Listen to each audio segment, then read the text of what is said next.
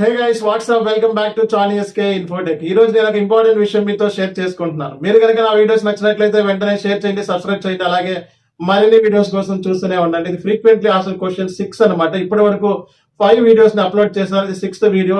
And SAP నేర్చుకోవడానికి English అవసరమా అని చెప్పి వన్ ఆఫ్ మై సబ్స్క్రైబర్ అడిగారు. Not only SAP and SAP లో ఏ మాడ్యూల్ నేర్చుకోవాలన్నా సరే ఇంగ్లీష్ అవసరం అవుతుంది.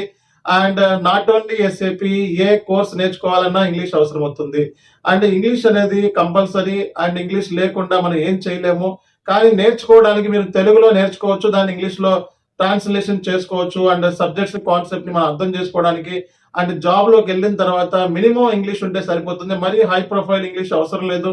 అండ్ హైఫై వర్డ్స్ ని యూజ్ చేయాల్సిన అవసరం లేదు. ఫ్యాన్సీ వర్డ్స్ ని యూజ్ చేయాల్సిన అవసరం లేదు.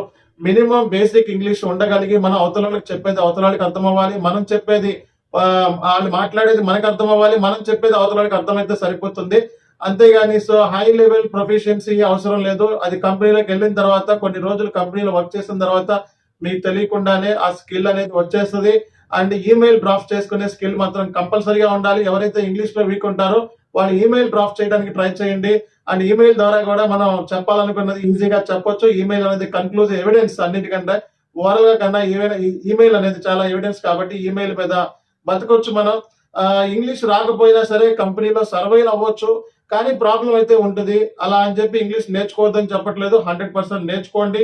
అండ్ కోర్స్ నేర్చుకునేటప్పుడు మీరు నేటివ్ లాంగ్వేజ్ లో నేర్చుకునే తప్పు లేదు. ఎందుకంటే నేటివ్ లాంగ్వేజ్ లో కూడా మనకి అర్థం అవుద్ది. కానీ ట్రైనర్ రెండిట్లో మాట్లాడాలి. ఇంగ్లీష్ లోనే మాట్లాడగలగాలి, తెలుగులో మాట్లాడాలి. అంతేగాని ట్రైనర్ తెలుగులో మాట్లాడి ఇంగ్లీష్ లో మాట్లాడకపోతే వేస్ట్ అండి.